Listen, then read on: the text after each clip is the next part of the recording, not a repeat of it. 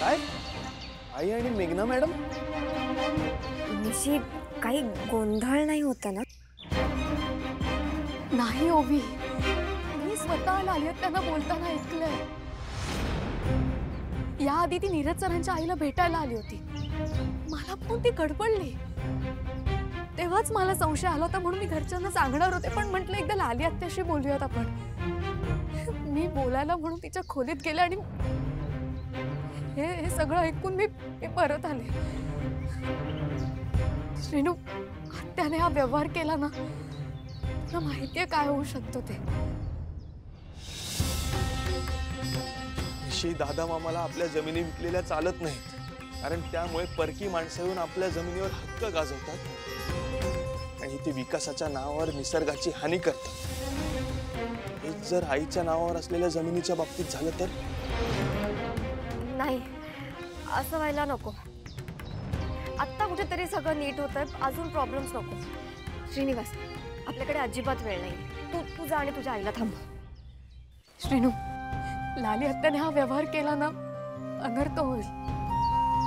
दादा पुरते खचून जातील.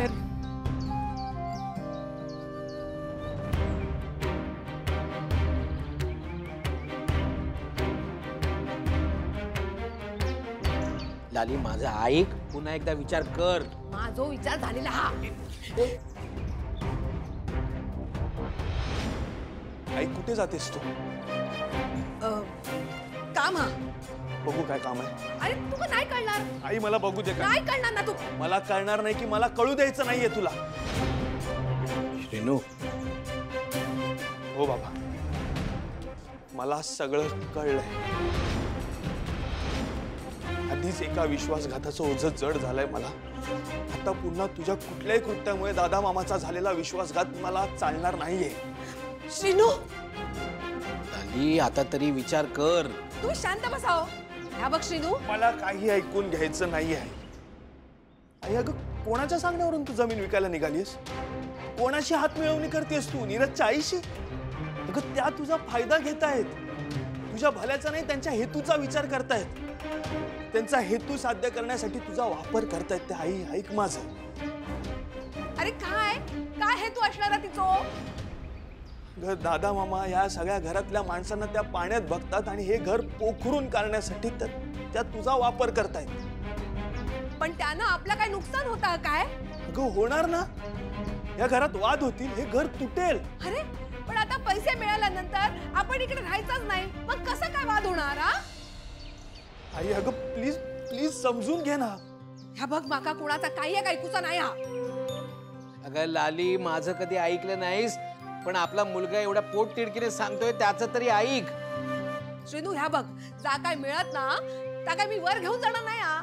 या सगळ्या मी तुझ्या भविष्यासाठी करतोय. निशीचा तुझ्या सोबत लगीन झाला असताना तर तुका या घरात जावयाचा मान मिळालो असतो, पण आता ता काय होणार नाही. आता ना तू या घरात आश्रित म्हणूनच रवतलस आणि आम्हाला नाही आवडणार. अरे त्यापेक्षा आपण जाऊया ना इकडनं. नाही येणार आहे.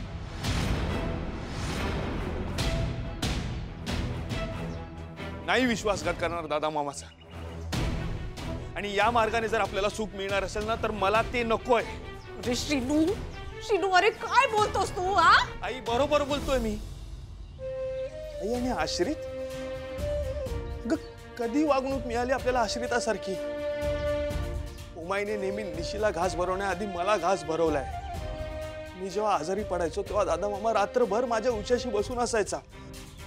बंधू मामाच्या खांद्यावर बसून गाव बघितलंय मी.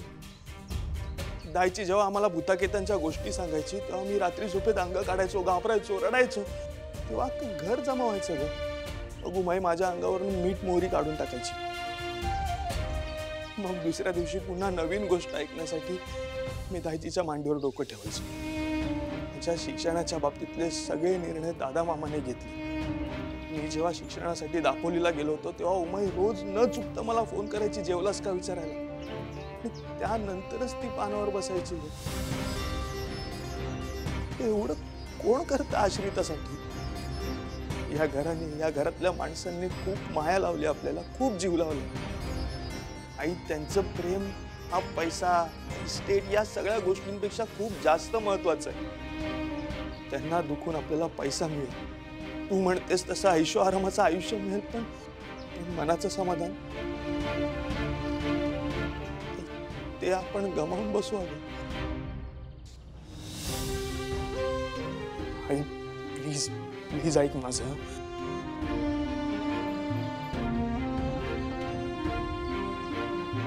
खरं तर मुलं चुकतात आणि आई वडील त्यांना मार्ग दाखवतात, पण आज हे सगळं सांगण्याची वेळ माझ्यावर आली असं मला खूप वाईट वाटतं. आई म्हणून तुझी काळजी कदाचित खरी असेल, पण ती अशी चुकीच्या पद्धतीने नको दाखवूस. आई अगं दायची, उमाई, दादा मामा, बंधू मामा, डुग्गू, निशी ही सगळी आपली माणसं आहेत. त्यांचं प्रेम हीच आपली संपत्ती आहे. आणि हे सगळं सोडून खोट्या श्रीमंतीच्या मागे नको धावूस.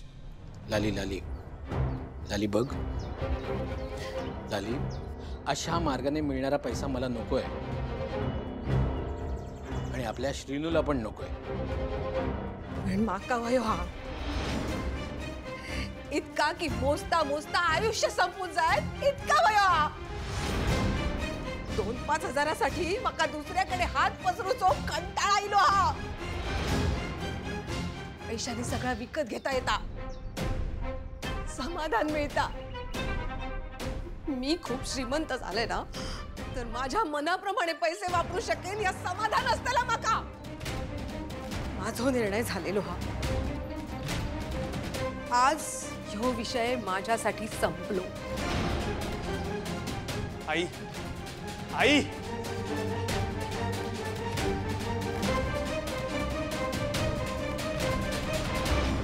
एक ना एक दिवस तुमचे डोळे उघडतील आणि तुम्हाला माझं म्हणणं नक्की पटेल. पण तोवर वेळ निघून गेलेली असेल. मंजू तोंडा गावावर का?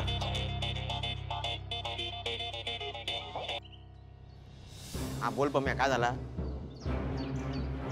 काय बातमी खरी आहे? तिथे सर थांब मिलय. अहो काय झालं? काय नाही, येतोय मी. अहो सांगा तरी का? अहो काय झालं? काय सांगू नका. ऐकलं ना, काही किंमतच नाही. पण एक दिवस नक्की कळेल. अरे इतके दिवस जमीन कवटाळून बसलास, काय फायदा झालो काय? आता कळत तुमच्या जमिनीची योग्य किंमत. दिन्या, अरे सातबार तुझ्याच नावावर राहणार रे. रे असा नाही, तुम्ही पैसे घेऊन मोकळे होशाल रे, पण जमीन विकत घेणाऱ्या का ना मागना कोर्ट कचरे करू लागतात. अरे नाही ना, जमीन माझ्याच नावावर आहे रे. मग बरा मान्या, अरे तुझ्या भावाचा आणि तुझं वाद मिटलो मारे. होय तर त्यानं तर पाणी सोडलं जमिनीवर. हा या बाकी बारा झाला. आता जमीन विकून काय करणार? हा दुकान टाकीन म्हणतोय. हा ही तुझी हुशार आहे ना, ती मला लय आवडता. टाक टाक टाक आणि लय प्रगती करशील. शिर्के, आता इथे कंपनी होती ना, मग आमच्या पोरांका काम यात ना. होय तर आता बघा कसो गावचा विकास होता तो. ए शिर्के, या काय चालला काय हा? या काय हा? जमिनीचे पेपर हा? काय चालला या? ए बंधू, अरे तुझ्या पण जमिनीचे कागद घेऊन ये, मग तुका पण कळत जा. शिर्के, तू असं ऐकणार ना हा? बंधू कॉलर सोड. नाही सोडत काय करशील? तुझ्यासारख्या माणसाला समजावण्यासाठी ना ह्यो एकच पर्याय उरलेलो हा. दादाने तुका एवढा समजावला, पण तुझ्या डोक्यात काय जात नाही हा. या बघ, या गावातल्या जमिनीचो इंचभर पण तुकडो कोणी विकणार नाही असा कळला. मग कशा काय पितवतास? कशा मागे लागला यांच्या? अरे जा. हे बघ कागदपत्र आणि विचार हँका यांच्यावर कोणी जबरदस्ती केला काय ती? काय रे? नाही नाही नाही नाही नाही नाही. दिने भाऊ काय चाललाय हा? काय रे, काय चाललंय या? कोण कशाक जबरदस्ती करतो लो? आणि आमका काय कळणार नाही काय? काय रे? वय वय वय वय काय होय होय? खुळवलास तुम्ही हा? खुळवलास तुम्ही? डोका फिरला तुमचा. या सगळ्यामध्ये या शिरकेचा फायदा या कळत कसा नाही तुमका? तुमच्या जमिनी विकून तुम्ही स्वतःच्या पायावर धोंडा मारून घेतात. पण या सगळ्या करण्याच्या आधी एकदा तरी दादाशी बोलून घ्यायचा ना. परस्पर व्यवहार करताच का तुम्ही? काय बोलायचं रे? काय विचारायचा? अरे जमिनी त्यांच्या मालकीची असत आणि त्यांना ना ते विकूची असत. जमीन विकणारो आणि जमीन विकत घेणारो हे दोघा पण ना आपापल्या मर्जीने व्यवहार करतात. मग तुमचा खोतांगा इतको त्रास किती होता रे? त्यांच्या बापजाद्यांनी ह्यांच्या नावावर ठेवलेली जमीन यांनी विकूची की नाही ते त्यांना ठरवू दे ना. दादा खोताचा यांच्याशी काय संबंध? काय रे, बरोबर ना? होय होय बरोबर. भुरळ घातलीस तो यांका. हे काय करतात ना यांना आता नाही कळणार. तुझा हा हेतू दादा साध्य होऊ देणार नाही. मी आता जातोय आणि दादा घेऊन येते. तोवर तुम्ही एक पाऊल जरी पुढे टाकलंच ना तर याद राखा, कळला मा? चिरके विसरत थांबा.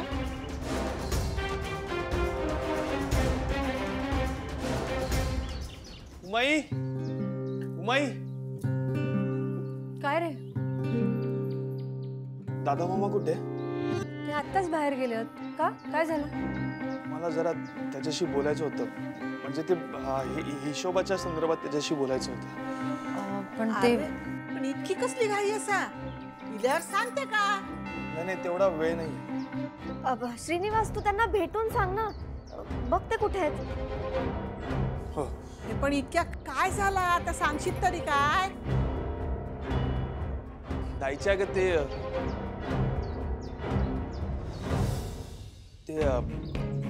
माझ्याकडून जरा हिशोबात गोंधळ झालाय. ते जरा दादा मामाच्या कानावर टाकून ठेवलं असेल तर नंतर उगाच काही चुकीचं नको व्हायला. अरे देवा, म्हणजे एवढा काय चुकला हिशोबात? अगं मी सांगतो तुला नंतर. आता मला जायला हवं. श्रीनू थांब, मी पण येतो.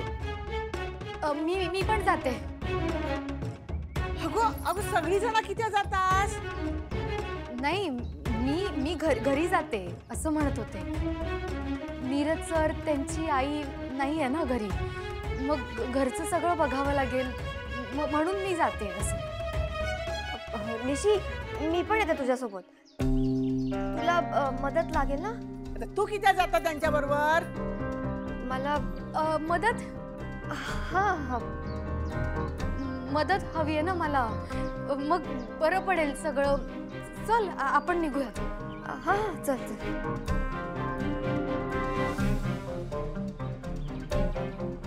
अगं उमा, काय चाललंय सगळा? एवढी कसली धावपळ, एवढी कसली गडबड? माखाच काय कळत नाही द्यायचे. हे पण असेच घाईघाईत निघून गेले. काय? हो, म्हणजे त्यांना कोणाचा तरी फोन आला होता. मग ते काही न सांगता तसेच निघून गेले घाईघाईत. अगे बाय, आता नवीन खायला संकट असा की काय? द्यायचे, तुम्ही काळजी करू नका. आजकालची पोरं माहीत आहेत ना, सगळ्याच गोष्टींमध्ये घाई असतात. आणि त्यात श्रीनूकडून काहीतरी हिशोबात गडबड झाली आहे ना. ह्यांका उशिरा कळला ना तर उगाच चिडतील ते, म्हणून कदाचित घाई करत असतात. पण मग हे का गेले असं काहीही न बोलता? अगो मंजू, असंच काहीतरी काम गावात. आता हे दोघे भाऊ माहीत आहेत ना तुमका.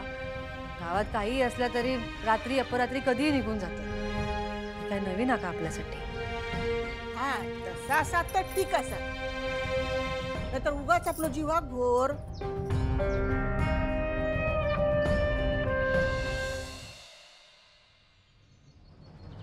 अरे बाबांनो, कित्या जीवाक घोर लावून घेतास तुम्ही? हा? अरे जमीन तुमची, फायदो तुमचो. मग कशा काळजी करतास तुम्ही? पण दादा खोत कोण आहे तुमचो तो? हा? तुमचो मालक या गावचो मालक?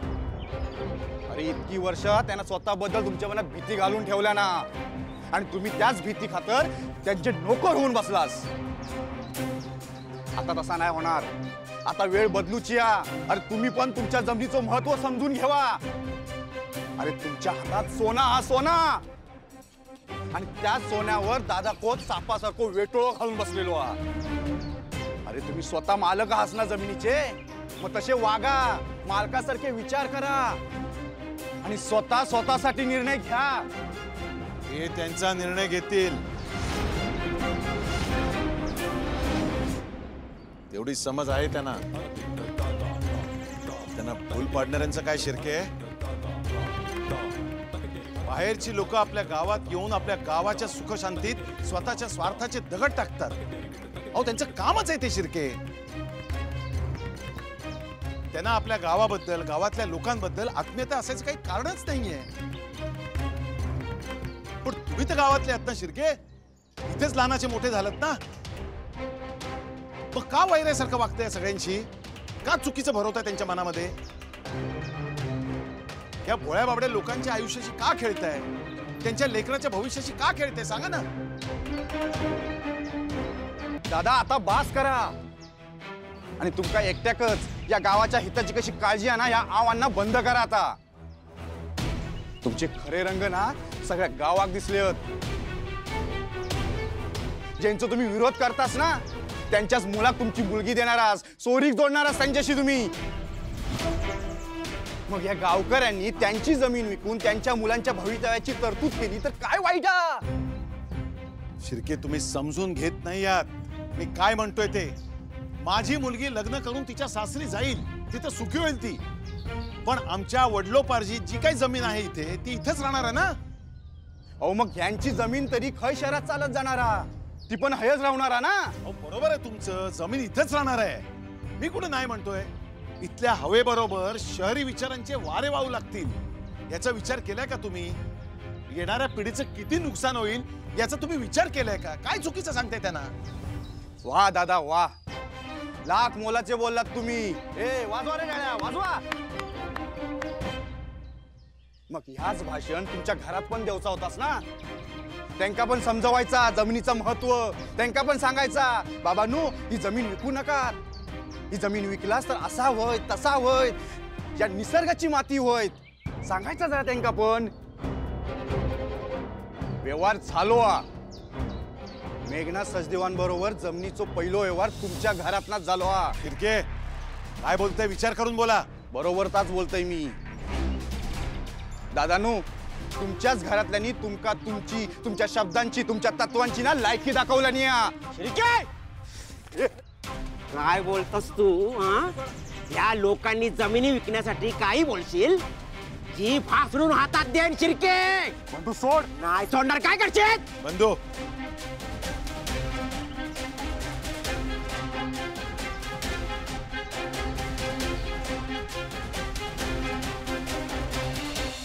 बंधू पुराव्याशिवाय मी बोलत नाही आणि पुरावा ह्याच सांगतात.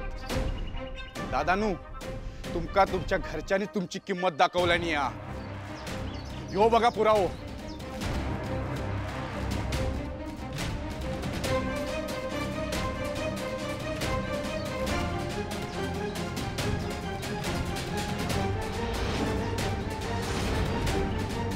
तुमच्या बहिणीन तिच्या हिश्श्याशी जमीन विकलेलीची पावती आहे.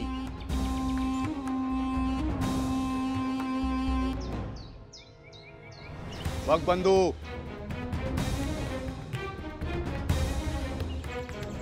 बोला दादा खोत. बोला आता काय सांगणार अशा लोकांका तुम्ही. हा तुमची तत्वा विकली गेली. तुमचे खोतांचे संस्कार विकले गेले. आधी मुलीने गावासमोर धिंडवडे काढले आणि आता बहिणीने.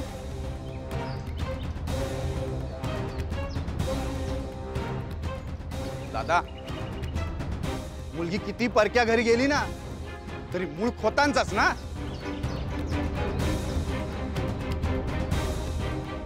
खोत म्हणे खोत.